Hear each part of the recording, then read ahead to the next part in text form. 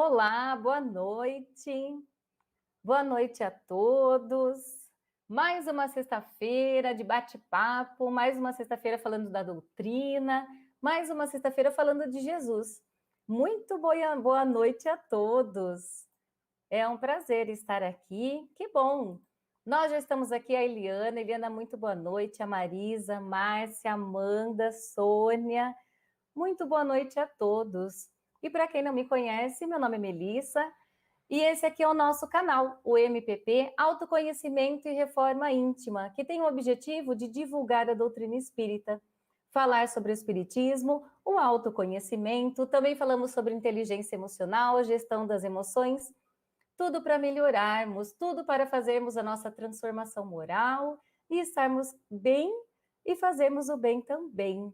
Então, já convidamos você para aproveitar, já se inscreve aqui no canal para curtir e depois curtir também os nossos vídeos, as nossas playlists, que estamos sempre trazendo convidados e fazendo palestras.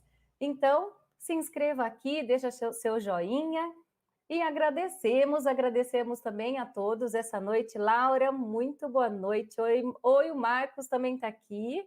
Olá, Marcos. E hoje é dia de bate-papo, é dia de MPP Convida. Hoje nós chamamos os nossos queridos amigos, o Diego Garla, lá de Duartina, o Newton Stuck e a Carol Fontes estão em Neves Paulistas. Neves Paulista, sejam muito bem-vindos. Que bom ter vocês aqui com a gente. Obrigada. Muito obrigado. A Carol é a primeira vez, né, Carol? Que bom, Carol, ter você aqui com a gente. Muito bom. Agradecemos. Para quem não conhece, os três são trabalhadores da doutrina. Conhecemos eles aqui em Jaú. Trabalham com as cartas consoladoras e também trabalham nos centros. Cada um no seu centro aí, com palestras, com livros e, é claro, sempre fazendo a caridade também. E os trabalhos da casa, que sempre tem os trabalhos da casa também. Agradecemos, então. Olá, o Marcos está aqui, viu, Diego? O Marcos trabalha lá com o Diego também, né? A Lu Leite. Marcos Pena. Isso. Pessoal então, familiar nosso aqui, todos os trabalhadores aqui, grandes obreiros da caridade. É verdade, Diego, vai sim, né? Ele trabalha lá com o Diego. A Lu Leite, também Leni, muito boa noite. E hoje o nosso tema da noite será sobre mundo espiritual. Um tema que chama a atenção de todos, temos curiosidades, vamos conversar aqui, é claro que é 1 horinha, então a gente vai conversar rapidinho, explanar o tema do mundo espiritual, mas já convidamos a todos para a leitura da doutrina também, leitura de tantas obras que tem, quanto maior o conhecimento, mais a gente aprende e é melhor, certo? Então, vamos começar. Como é a vida no mundo espiritual? Né? O Newton, então... Newton, por favor, pode começar o nosso bate-papo, conversar, fique à vontade. Newton, como é a chegada, né, no plano espiritual? Boa noite, Melissa. Boa noite a todos. É um prazer estar aqui, com o Diego, com a Carol. Na vida mediúnica, nós precisamos de parceiros, de pessoas confiáveis, onde a gente pode entregar os nossos pensamentos, né, as nossas ideias, dividir, se fortalecer um outro. E o Diego e a Carol me proporcionam isso. Eu e a maioria compartilhamos da ideia de que a morte esteja encabeçando os medos do ser humano, né? Quando se trata da desencarnação, que nós chamamos a morte, as pessoas têm muito medo. Tanto é que dizem, bate na madeira, eles querem afastar a morte, ela é a grande vilã da vida, né? Vamos pensar assim. Ela destrói, ela afasta, ela tira nós daquilo, da nossa programação aqui da Terra, né? Então, quando se trata da desencarnação, é natural que as pessoas tenham medo e é natural que a maioria não se sinta preparado para deixar o corpo físico, né? Qualquer pessoa vai ter uma uma desculpa, algo para dizer, né, que possa postergar essa situação. Mas nós todos sabemos que vamos deixar o corpo físico. E aí o que a doutrina nos ensina é que vai ser mais ou menos feliz de acordo com o tipo de experiência que nós colhemos na Terra. As experiências positivas nos darão um caminho um pouco mais tranquilo, uma continuidade, na verdade, né? Experiências negativas nos darão um tempo aí à frente de maiores reflexões, e muitas vezes as reflexões, para que nos ajude a crescer, vão encontrar uma bênção chamada remorso, para nos despertar de verdade, né? É um auxílio da consciência para que a gente desperte. Mas a passagem nós vamos fazer. Nós nos preocupamos tanto com a passagem, que, na verdade, ela não é um problema. O problema é a maneira como vivemos. Se viveu uma vida organizada dentro do Evangelho, dentro do bem, dentro da moralização, não tem que se preocupar com a desencarnação. Não precisa disso. Nós vamos concluir um ciclo, né? Nós acreditamos que viemos para a Terra para um período demarcado, numa programação, e quando encerrar essa programação, que pode ser qualquer momento, nós retornaremos para o mundo espiritual. No livro Obreiros da Vida Eterna, nós vamos encontrar um capítulo intitulado A Desencarnação de Dimas. É só para fazer uma ressalva que esse Dimas do livro não tem nada a ver com o Dimas, que é nosso orientador espiritual. O nosso, na verdade, ele chama Edimas. Nós que abreviamos aí para Dimas, que eu acho que ficou mais agradável para nós, mais carinhoso, mais próximo, para tomar umas lambadas dele. Para doer menos. E a gente sempre acha que o espírito superior ele vai sempre vir com doses exageradas de carinho, mas o carinho que eles têm é diferente daquilo que a gente espera, né? É um carinho que nos promove para o bem a longo prazo, a partir de agora. E nós esperamos que eles sejam misericordiosos, nos perdoando as falhas, a preguiça, a ociosidade aí. O Dimas, do livro Obreiros da Vida Eterna, foi um médium na Terra, trabalhou na mediunidade, foi um homem do bem, uma pessoa que formou a família, uma pessoa caridosa, e muitas vezes ficara à beira, a noite toda à beira do leito de alguém que estava doente. Ou seja, foi um homem que viveu os postulados do Evangelho. Gastou muito tempo seu, noites de sono exageradas, e na hora do seu desencarne, ele está, fisicamente o corpo está muito mal, a esposa está no quarto, e a espiritualidade chega, o André Luiz e outros, se não me engano é o Hilário, eles chegam para visitar o amigo Dimas, que está prestes a desencarnar. E ele encontra sobre ele uma teia feita de energias, como se fosse uma rede de pescador, feita de energias, que esse fio vinha da mente da sua esposa, que estava pedindo insistentemente para que a vida espiritual não levasse seu esposo.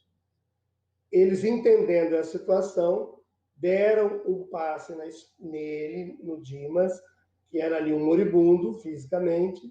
Dimas melhorou, voltou a falar, fez uma linda prece com a esposa, conversou, disse que estava bem, disse: querida, vá para casa descansar, eu estou bem.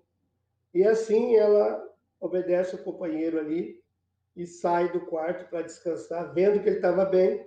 E a espiritualidade aproveita esse instante para desfazer aquela teia de energia e para desligar Dimas do corpo físico. E eles fazem isso emitindo energias. A mãe desencarnada do Dimas vem buscá-lo, toma ele nos braços, e Dimas se via em pé ao lado do leito, e uma cópia, e o seu corpo, né, como uma cópia, deitado no leito, já inerte. uma energia leitosa solta-se do seu umbigo, né, do seu umbilical ali, como se fosse causando o enrijecimento do corpo físico. Então, todos que estavam ali trabalharam a espiritualidade para ajudar na passagem do Dimas. O que eu quero ressaltar nisso? Essa história está no livro. Também no YouTube tem uns amigos não é de Frutal, não é de Uberaba, da outra, Uberlândia, do centro lá, eles fizeram um vídeo sobre a desencarnação de Dimas. No YouTube tem. Então, eles fizeram tipo um filme mostrando isso. É um centro espírita lá, muito legal. Então, mostra todo o efeito em forma de efeitos especiais a passagem ali.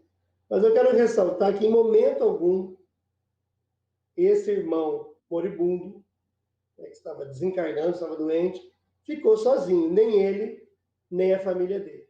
E assim que ele sai do corpo, ele é entregue para sua mãe, que já estava no mundo espiritual, que cuida dele por 2 dias, auxilia ele na recuperação, vai com ele no velório do próprio corpo, auxilia toda a família.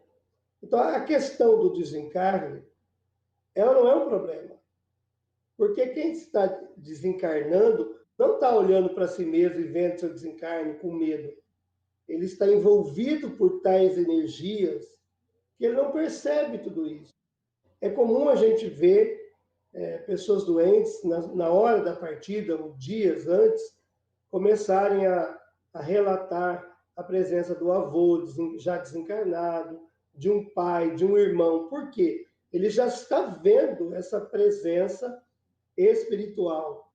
Ele já está sentindo e enxergando, muitas vezes, os amigos que vêm abraçá-lo, ajudá-lo. Então, a chegada no mundo espiritual, até aquele período que o Allan Kardec diz que é um certo embaraço, um certo torpor, né? Até a retomada realmente da consciência para aqueles que não entendem nada, para aqueles que não sabem nada. Agora, a pessoa espírita que tem uma vida reta, um entendimento, se eu souber que eu estou com câncer, primeiro que eu vou saber a minha situação. Eu vou conversar isso com o médico. Eu vou sentir os meus sinais. O Dimas, ele sente ficar os membros inferiores, as mãos, os pés ficam gelados, ele vai sentindo. Nós que sabemos disso, já sabemos disso, já vamos saber. A hora que estiver chegando a minha hora, eu vou estar preparado, ansioso para rever tantos amigos que eu fiz, eu estando na Terra, e eles já estão no mundo espiritual, mas eu fiz. São amigos muito queridos.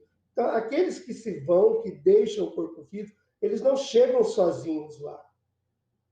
Nem mesmo aqueles que partem pelas próprias mãos.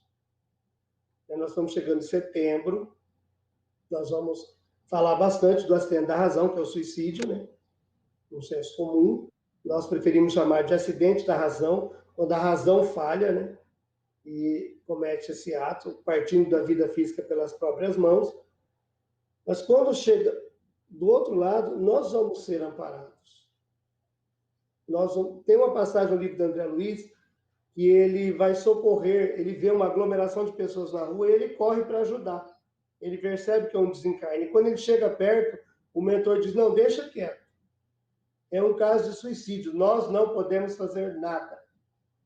Aí fica essa impressão no ar que os espíritos não vão ajudar porque é suicídio. A questão do suicídio é porque ela é baseada no orgulho. O acidente da razão, ele é baseado na obsessão. Tem uma diferença. Eu ressalto isso. Não adianta falar, eu vou me matar e vou me socorrer. Não é isso. Até porque ninguém morre.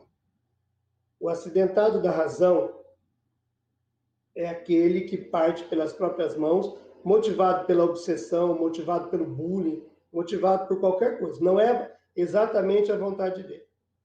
E o suicida é aquele que faz por orgulho. Por exemplo, eu estou com câncer, eu vou ficar com a face desfigurada, então eu não aceito isso, eu tiro a minha vida. eu perdi os meus bens, eu não me admito ficar pobre, vou tirar minha vida. Porque não aceita, é diferente ter uma obsessão. Então, naquele caso, é a mesma coisa do livro do Camilo Castelo Branco. Aqueles lá são suicidas porque partiram através do orgulho.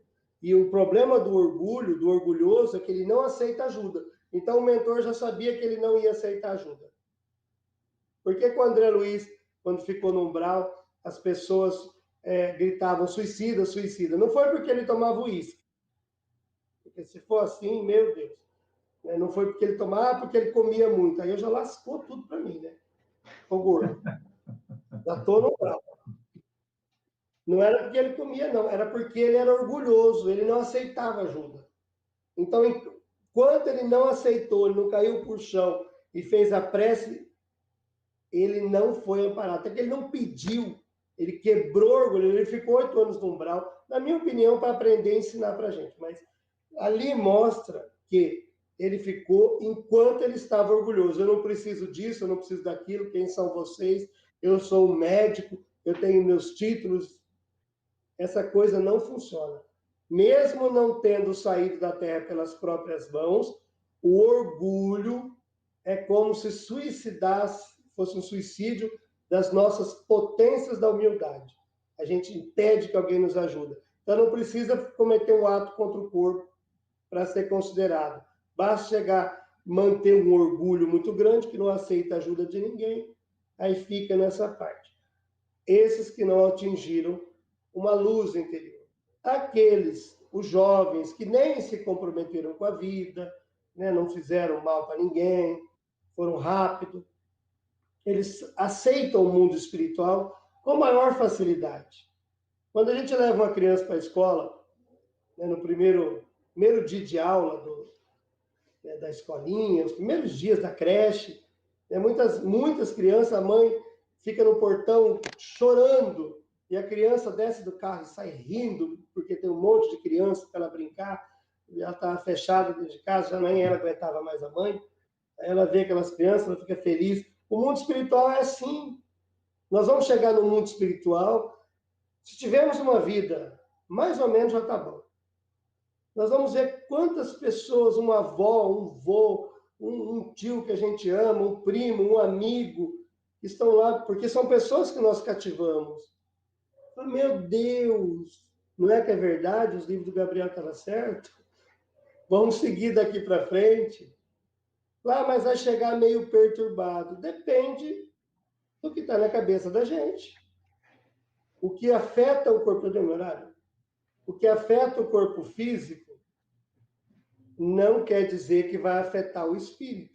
Um corpo com uma doença muito grave, em coma, que não consegue se manifestar, não significa que o espírito esteja vivendo aquilo. Aliás, quanto mais o corpo está em sofrimento, mais o espírito se desprende. É maior o desprendimento, porque o corpo expulsa o espírito. Ele não tem condições de manter o espírito, ele vai retirando. Eu tenho a analogia do desencarne, né, aqui no interior de São Paulo, nós vamos dizer assim, quando a gente tem uma gripe muito forte, pelo menos minha mãe é assim, ela fala, vou fazer um chá quente, uma dipirona, toma umas dipirona, um chá quente, deita e se cobre. Põe bastante cobertor. A gente transpira, acho que mata o vírus cozido, alguma coisa desse gênero. Ela não deixa sair debaixo de cobertor. Você está transpirando, está lá. Porque se sair, pega a friagem, aí já pega outra coisa. Então não pode sair. É coisa de sítio. Só que no outro dia a gente acorda renovado. Parece que pegou aquela gripe e jogou fora. Desencarnou. Você está num corpo cheio de dor, dá um sono, você sai do corpo, você acorda e fala, nossa, eu melhorei. Cuidado, você está no além. Porque é uma melhora. Porque a morte foi criada com esse aspecto de medo, porque a coitada sempre entrou como punição, né? Fez coisa errada, pena de morte. Errou, mata. Traiu, mata. Tudo que era relacionado à morte vinha com um ar de punição. Por isso que as pessoas, quando vai um jovem, uma pessoa muito querida, ela às vezes se revolta, porque ele não tem nada para ser punido. Por que Deus levou? Porque ele não está sendo punido, ele está sendo promovido. Promovido. Então, a saída do corpo é uma promoção para o mundo espiritual. Chegando lá, vai desenrolar a mesma vida. Agora é com a Carol. Boa noite a todos. A questão da vida espiritual, ela sempre entra em desacordo, né, no meio espírita. As pessoas, elas têm visões um pouco diferentes. Mas se a gente pegar as obras do André Luiz, entendendo que o André Luiz não desencarnou tão jovem assim, então vai ser mais comum para algumas pessoas esse entendimento, porque o jovem no plano espiritual, ele tem menos desprendimento com a matéria. Eu sempre penso que assim, é como você se formar no ensino médio e iniciar a faculdade. Para ele, ele vai continuar aprendendo. Então, não é como se mudasse muita coisa nesse quesito da vida. Mas o André Luiz, em certo momento do livro Nosso Lar, conversando com Lísias, após a sua chegada no plano espiritual, ele começa a falar sobre as dificuldades que ele estava enfrentando, o sofrimento que ele tinha, né? A saudade, a incompreensão que ele estava tendo com a sua chegada. O Lísias, vendo a posição que André Luiz estava se colocando, né, ele falava até umas palavras como se colocasse como uma vítima da desencarnação.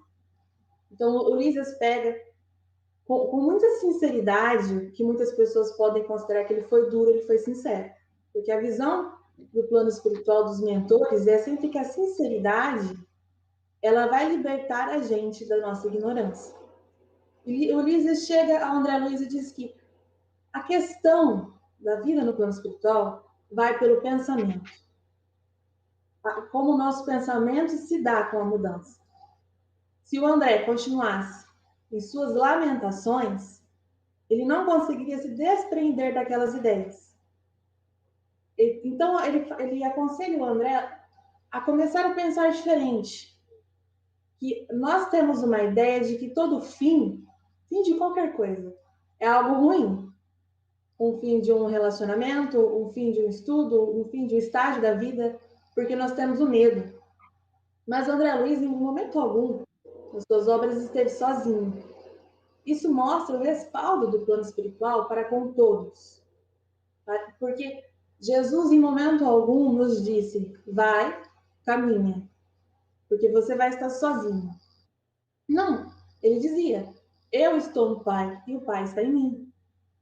Então, a gente tem que entender que a nossa caminhada, seja na Terra ou fora do plano, ou fora dela, no plano espiritual, nós sempre seremos auxiliados. E no plano espiritual não é diferente, porque nós vemos que desde o momento da desencarnação, quando auxiliados por benfeitores, por familiares, nós somos direcionados para um recomeço.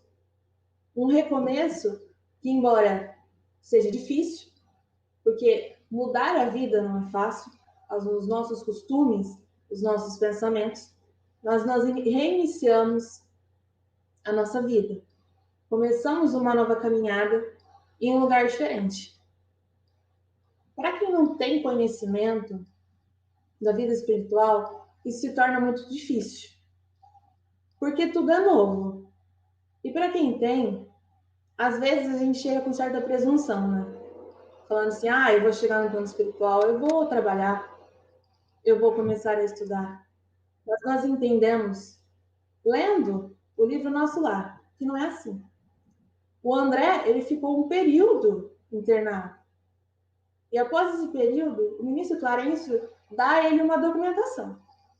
E ele diz, com essa documentação você tem livre acesso a determinados ministérios. Mas você não poderá trabalhar, porque isso foi uma das primeiras coisas que ele pensou em fazer. Ele falou, você vai até eles, começará a observar como é o trabalho, a aprender. E após um ano desse período de adaptação, de reconhecer quem você é agora, nós iremos ver se você já está pronto para o trabalho. O Dimas, no livro Gabriel Falando na Espiritualidade, ele dá também mais ou menos essa estimativa de tempo. 1 ano, 1 ano e meio a 2 anos, para que o espírito possa começar a trabalhar, a crescer no plano espiritual nesse quesito. Mas o estudo sempre está incluso. Nós temos a ideia de que o estudo no plano espiritual será sempre aquele da escola, de sentarmos na mesa e estudarmos ali com o professor. É claro que existem as aulas que todos nós assistimos, porque não é porque conhecemos um pouco sobre a vida eterna que nós sairemos ali do plano espiritual achando que estamos ótimos ali e a gente sabe tudo. Não é assim. Porque cada colônia tem as suas características. Cada colônia, cada lugar que nós fomos mandados, né, de acordo com as nossas ligações espirituais, será uma vida diferente. Nós vemos isso mesmo no livro Nosso Lar, porque é uma das questões que o André traz. Todas as colônias vão ser igual ao nosso lar, que é uma ideia que muitas pessoas têm, e ele diz, não, cada colônia tem a sua diferença.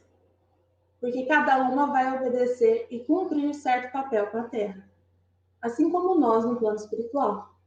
Então, os passos no plano espiritual que nós damos, esse recomeço, sempre amparado por familiares, benfeitores e amigos, porque os laços do afeto se estendem ainda mais com a vida eterna, são o que a gente fala no inglês de baby steps, são passos de bebê. Aos poucos nós vamos nos desenvolvendo, nós vamos crescendo e entendendo.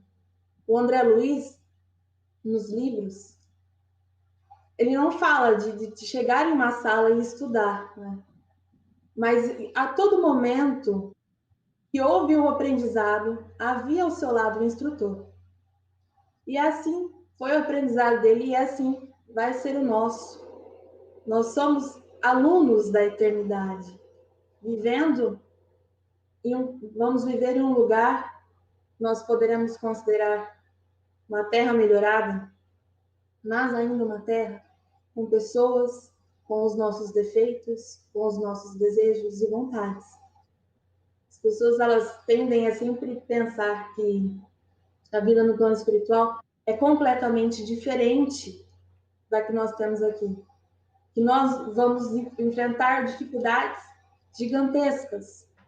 Vai depender da forma como nós enfrentamos essas mudanças, da forma como nós compreendemos que a vida continua, que nós podemos continuar sendo quem somos, porque é assim que é, apenas buscando aprender um pouco mais, porque esse é um propósito da vida eterna, do tempo na erradicidade, melhorarmos, porque a evolução ela não é apenas na Terra, para que quando precisarmos retornar à carne, estejamos melhores e preparados para cumprir o papel que nos é designado.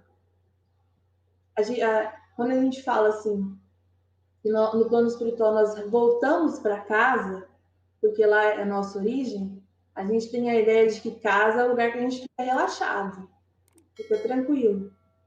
Mas a evolução ela tem que seguir, embora a alegria não seja excluída. Tem as festas, tem as participações, tem a alegria. A morte ela não existe para o corpo e muito menos para as emoções. Então a vida no plano espiritual ela vai ser parecida com a nossa porque nós continuamos os mesmos. A gente não pode pensar que encontraremos no plano espiritual sempre espíritos perfeitos.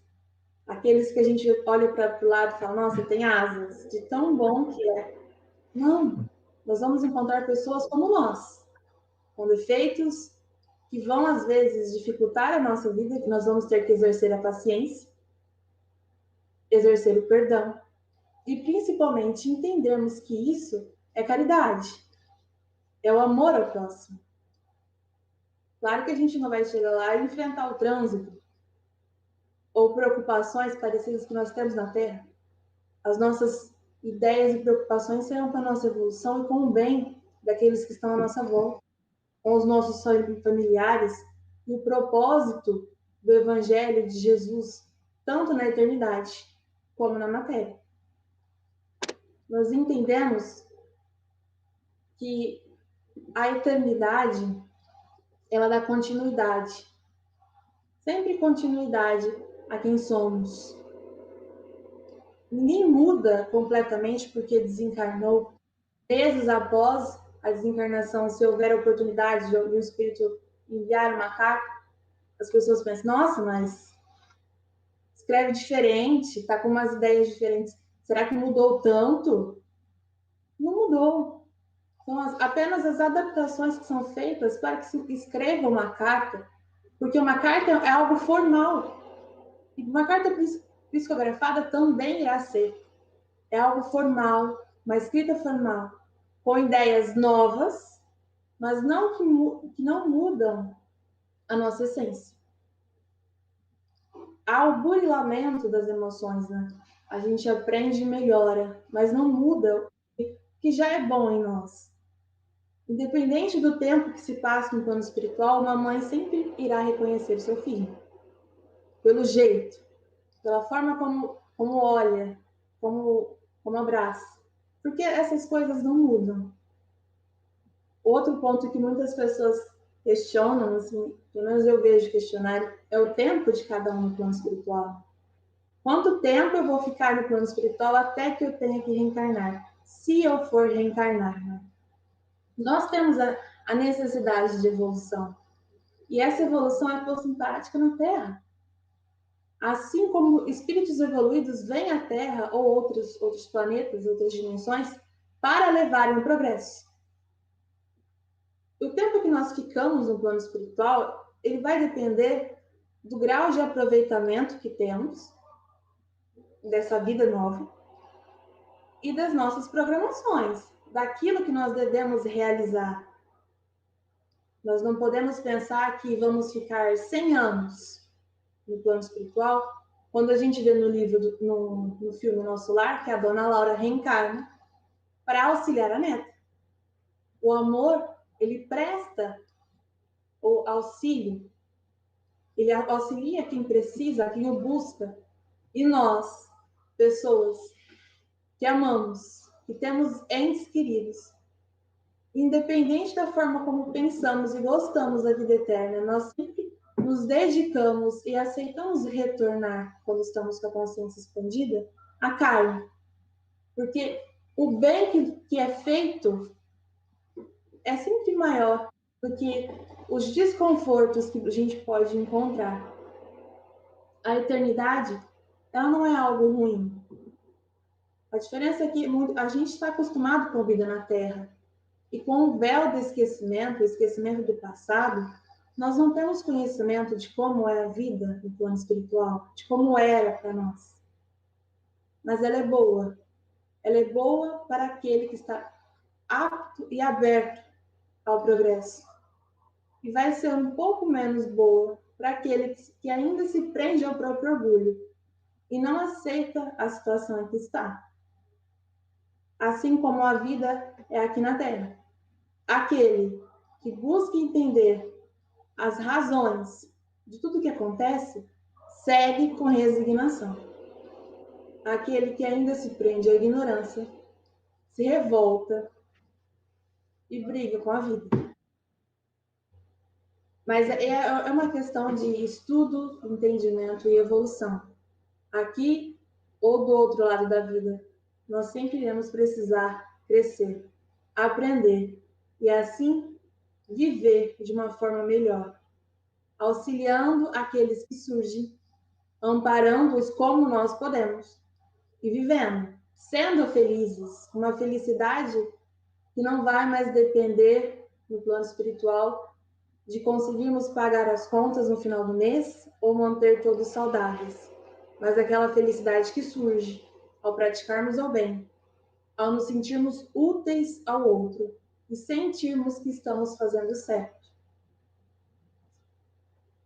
Vai, Diego. Agora é com você.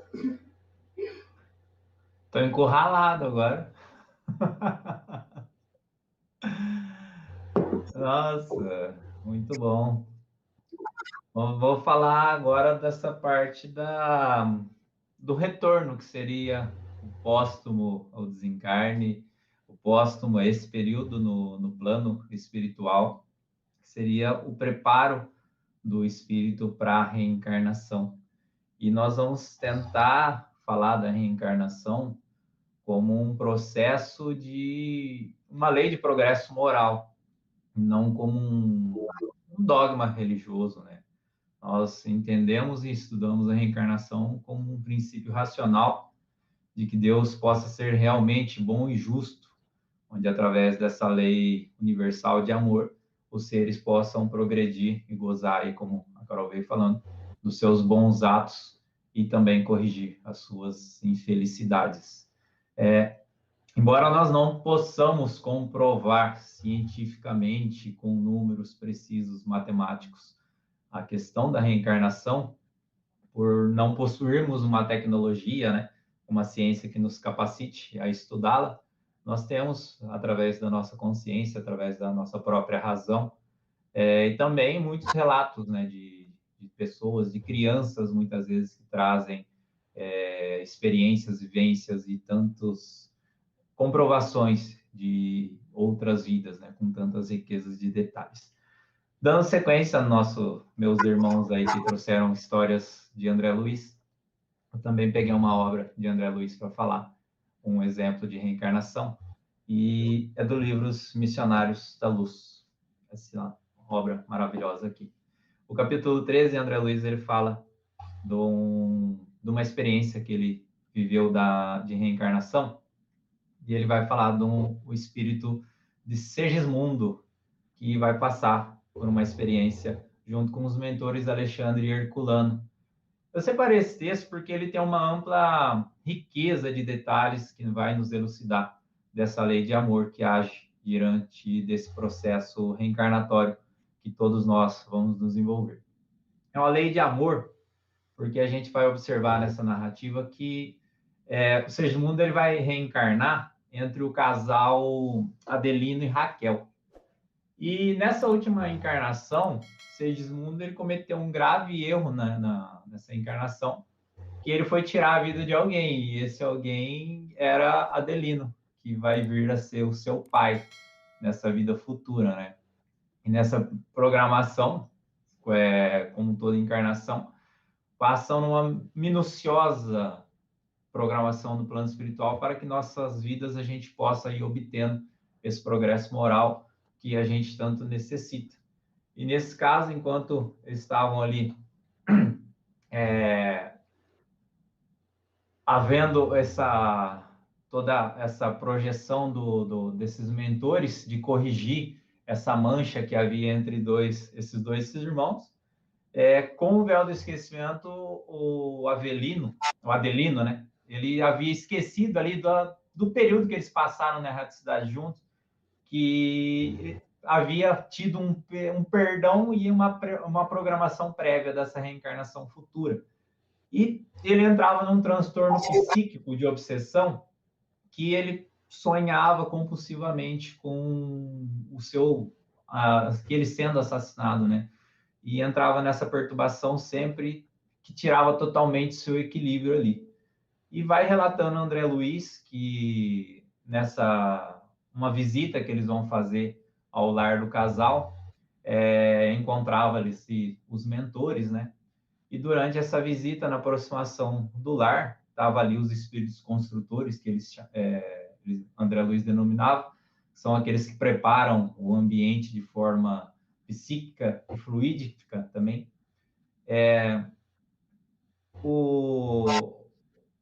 Reparava que o casal não estava ali de forma estável. Então, o Adelino... Está tendo uma interferência no meu áudio? É só o meu? Ou está todo mundo? Eu estou ouvindo também, mas não Tá. sei. Pode continuar, Diego. Gu... Acho que não é no seu. Não? Não, então tá bom.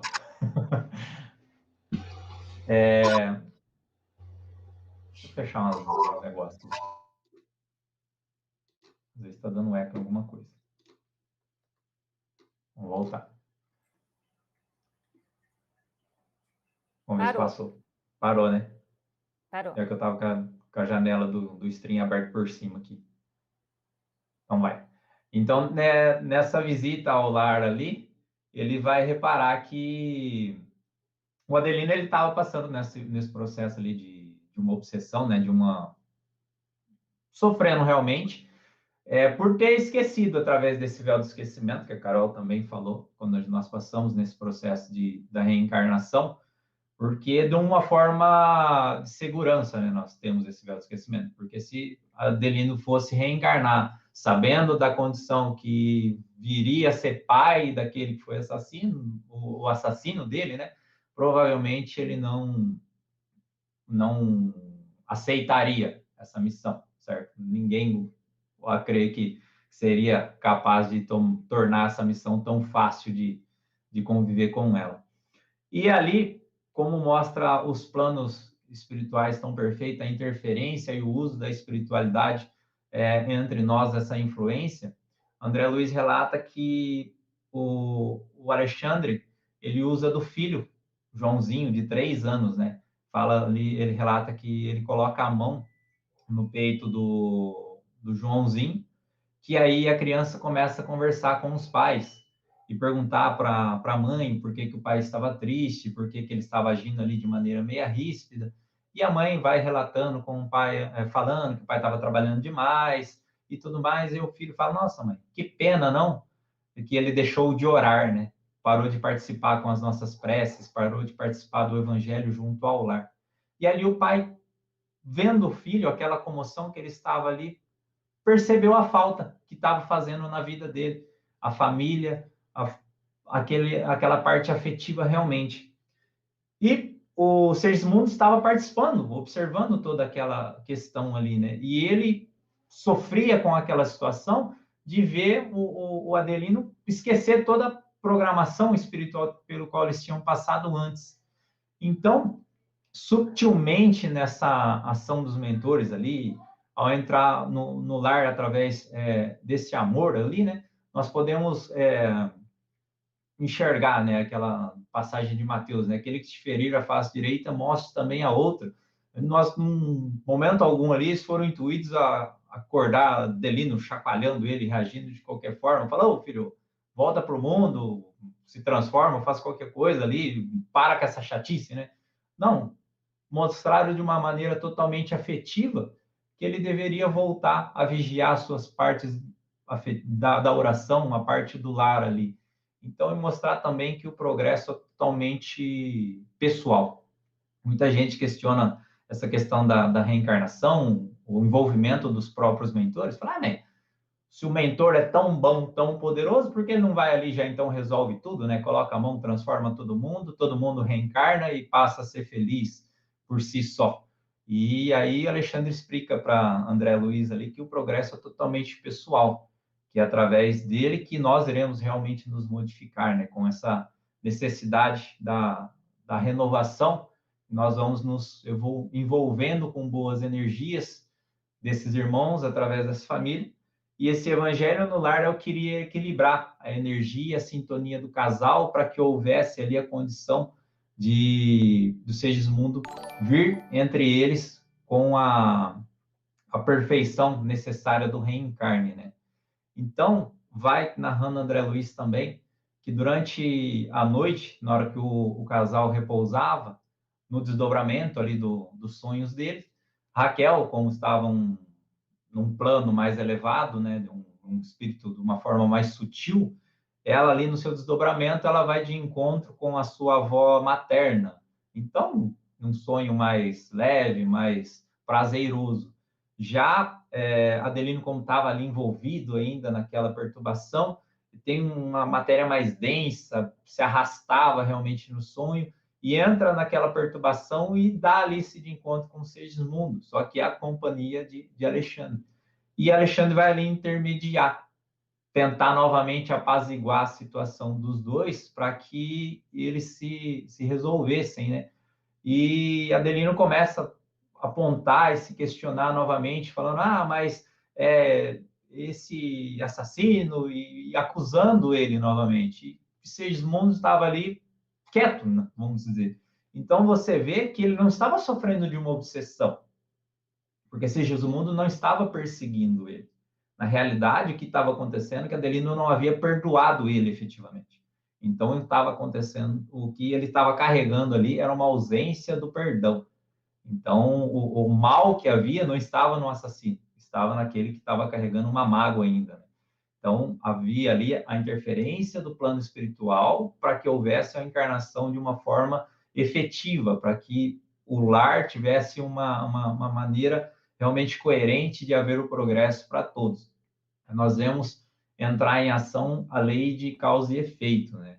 Essa lei de causa e efeito é o que dá sentido à vida, é o que faz Deus ser justo, é o que ninguém se torna vítima, ninguém é coitadinho injustiçado. Nós somos todos responsáveis pelo que nós praticamos. Então, nesse planejamento, nós vemos novamente o amor ser soberano a tudo.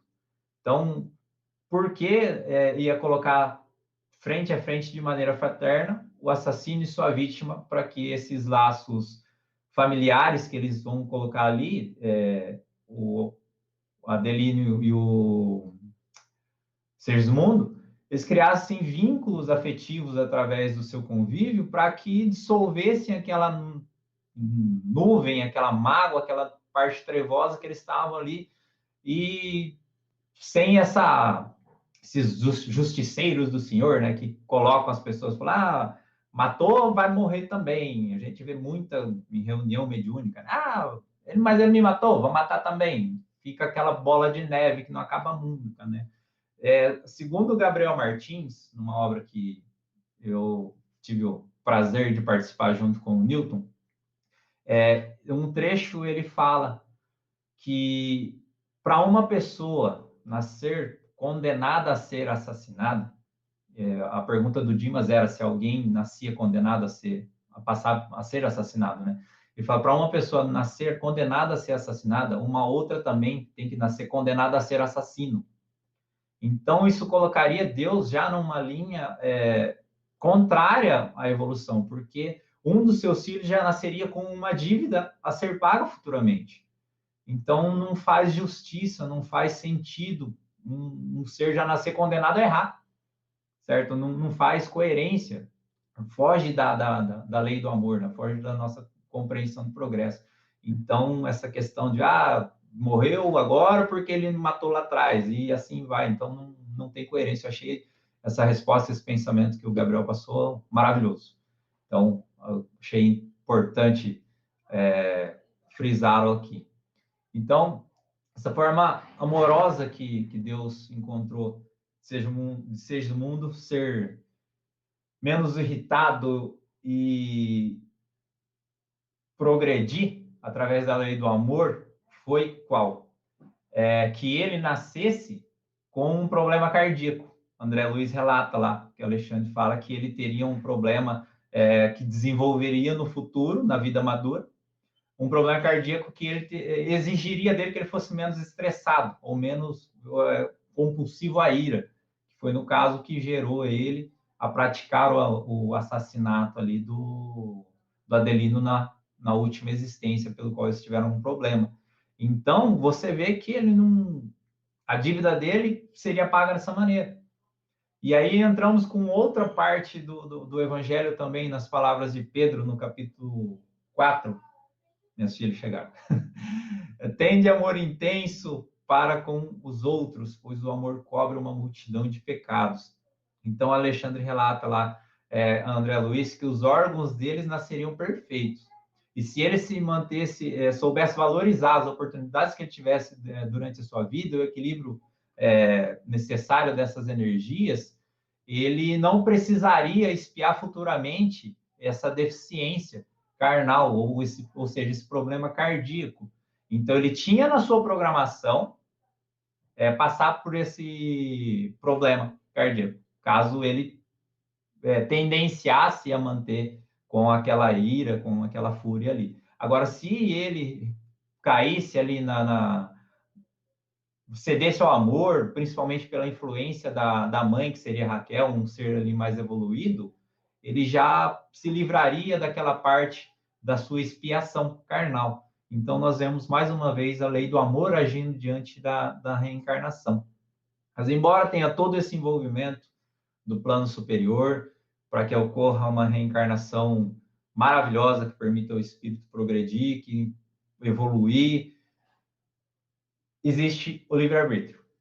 E esse livre-arbítrio é a bússola da nossa transformação, né? Nós temos que ter a ciência de que nós somos, assim, nós não somos jogados à vida física para que a gente seja aqui fritado às nossas faltas passadas.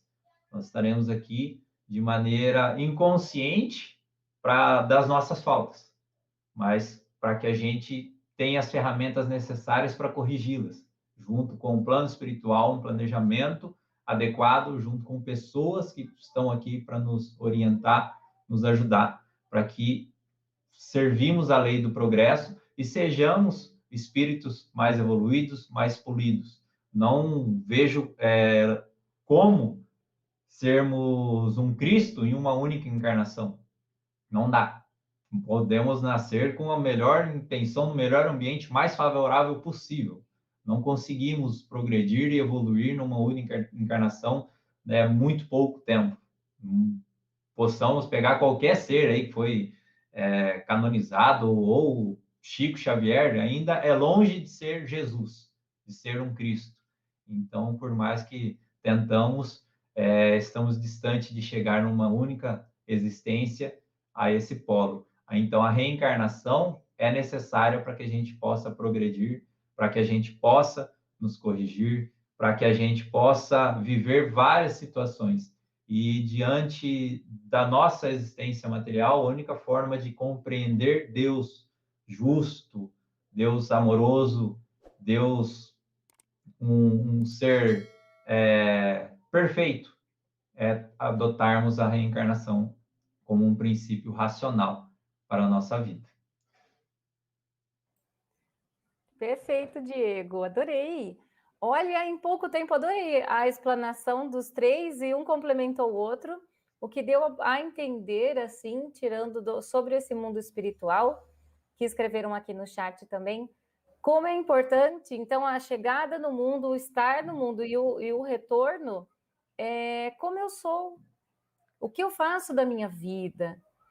Nós gostamos muito aqui, é claro, do canal de falar sobre o autoconhecimento e a reforma íntima, como é importante essa transformação moral, sim, e é para isso que nós aprendemos tanto os ensinamentos de Jesus, os exemplos, que tantos nos trouxeram, como eles disseram aqui, para essa melhora nossa interna. Então, quando a gente pensa que, perguntaram também aqui no chat, como será o mundo espiritual? Como será o meu mundo espiritual, não é? Então, se nós desencarnássemos hoje, e aí? É como eu sou hoje, como que eu sou dentro de mim aqui? E eu vou gostar ou eu não vou do meu plano espiritual? Se eu for gostar, ótimo, então continua que tá tudo bem. Agora, se eu não for gostar, então é melhor eu mudar. Se eu for achar que meu plano espiritual não está muito bom, é melhor eu mudar, já que dá tempo. Como eles falaram aqui, dá tempo, né? O Diego falou, não é numa encarnação, não. Então, a gente vai crescendo devagarzinho. É fazer o bem. Como o Newton também disse, tem uma questão, só uma pergunta aqui, que o Marildo colocou sobre os bebês. Os espíritos que desencarnam ainda bebês ou prematuramente permanecerão definitivamente dessa forma no mundo espiritual?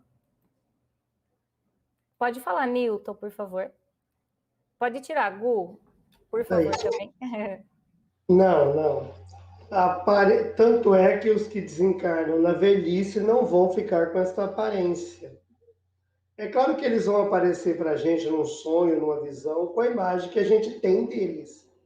Mas os bebês são espíritos adultos, espíritos em evolução, num corpo infantil. Quando eles deixam a matéria física, né? Por um período eles vão ficar crianças, vão crescendo numa velocidade mais rápida, conforme a consciência expande, ele pode, por exemplo, um aborto, já chegar um adulto do outro lado, um aborto espontâneo, depende do grau de evolução de cada um, mas não vai ficar criança para sempre, porque o espírito, vamos pensar que o espírito ele se mantém aí uma meia-idade, assim, uns 30 anos, essa aparência aí. O jovem vai ficando um pouquinho mais maduro e o mais maduro vai ficando mediano aí, para a gente ver mais ou menos assim. Mas se o espírito quiser ficar com uma aparência mais madura, ele pode. Isso independe dele. Na verdade, os espíritos que expandiram a consciência, eles não se preocupam tanto com a aparência, eles se preocupam com o interior deles.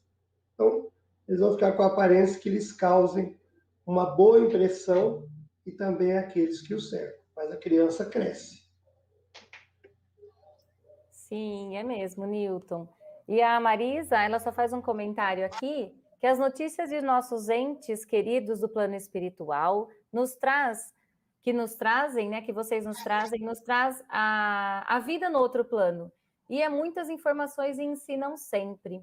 Também perguntaram aqui no chat que gostam de saber sobre as colônias, sobre esse mundo espiritual. Tem muitos livros também. Não é tanto aqui de vocês também. Aqui, gostaria de ter mais notícias das colônias espirituais. A Denise também está falando. O Gabriel também traz muitas notícias, não é através dos livros.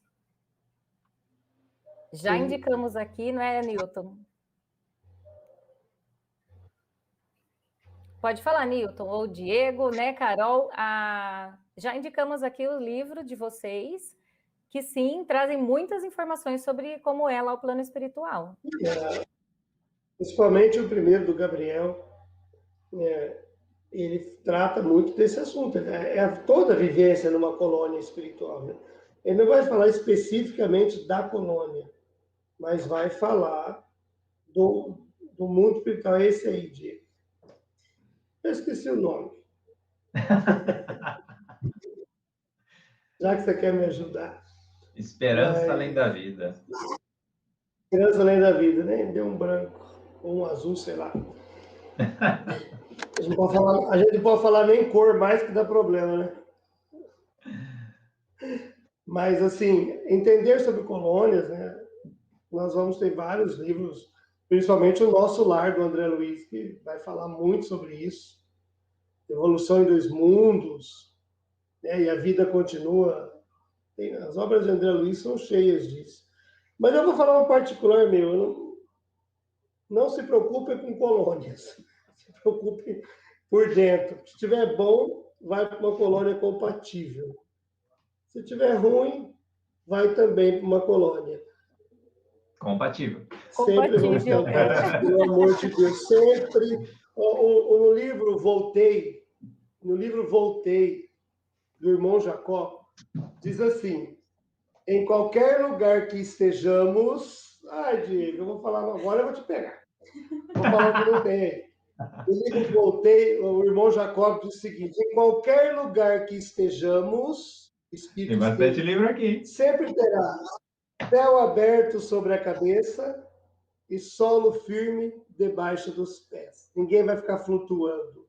Sempre vai ter um lugar. Allan Kardec diz que o perispírito se adapta ao mundo onde o espírito necessita viver. Então, a gente não precisa se preocupar. Né? Hoje eu ouço muito vale disso, vale não sei do que, vale compra, vale tudo. Tem que tomar muito cuidado com isso, porque estão inventando muitos vale, né, para as coisas, né? E fica muito... eu tiro vale dos drogados, vale da prostituição. Gente, de onde que acha isso? É muito vale. Vamos cuidado com esses vale aí, porque tem muito enfeite também no meio das histórias.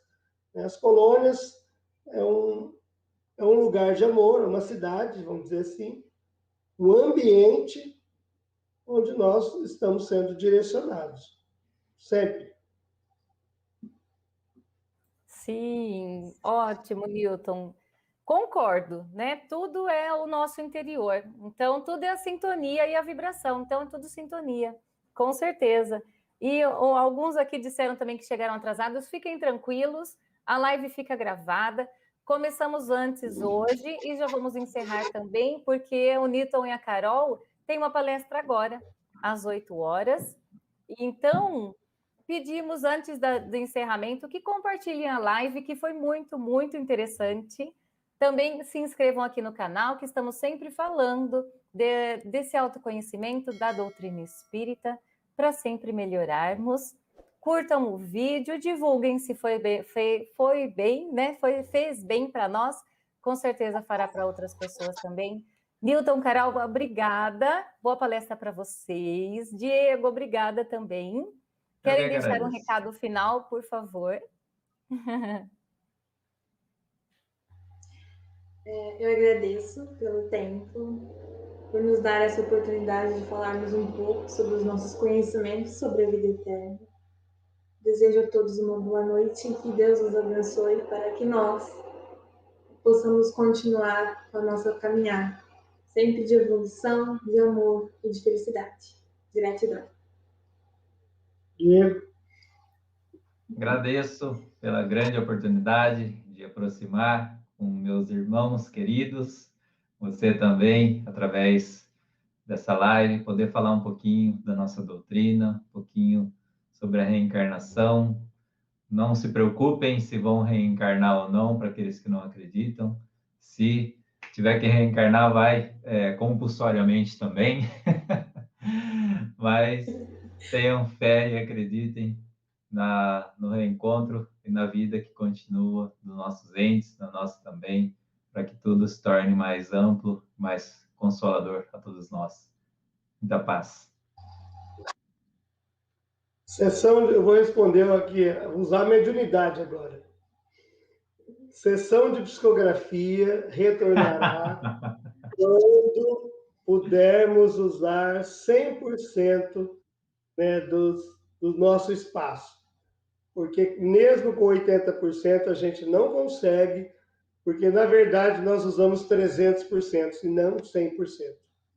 A nossa quantidade de cadeiras sempre é insuficiente. Então, dependemos de decreto, dependemos de realmente estar um número grande de pessoas assinadas e tiver tudo liberado. Aí a gente vai divulgar nas nossas páginas.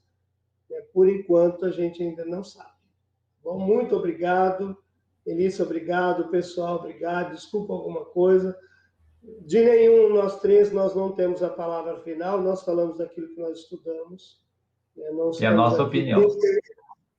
Não estamos determinando algo. Nós falamos daquilo que nós estamos estudando e pudemos entender. Eu agradeço a todos, o Diego, a Carol, a Elissa, o Gustavo, que está aí em forma de espírito, ajudando a gente. A mentoria. Mentoria, ninguém vê. Sempre muito bom. Daqui às 8h15, nós estaremos em uma palestra na página da Casa Espírita Gabriel Martins. Muito obrigado, gente. Isso que eu ia falar, Newton. As cartas não voltaram, mas as palestras continuam, os estudos continuam, então, por favor, né, vamos participar, sim, com certeza, vamos aprendendo. Sim, as palestras continuam. E a gente aguarda, não é, Newton? Também, Newton, estamos à disposição, agradecemos e desejamos a todos uma ótima noite.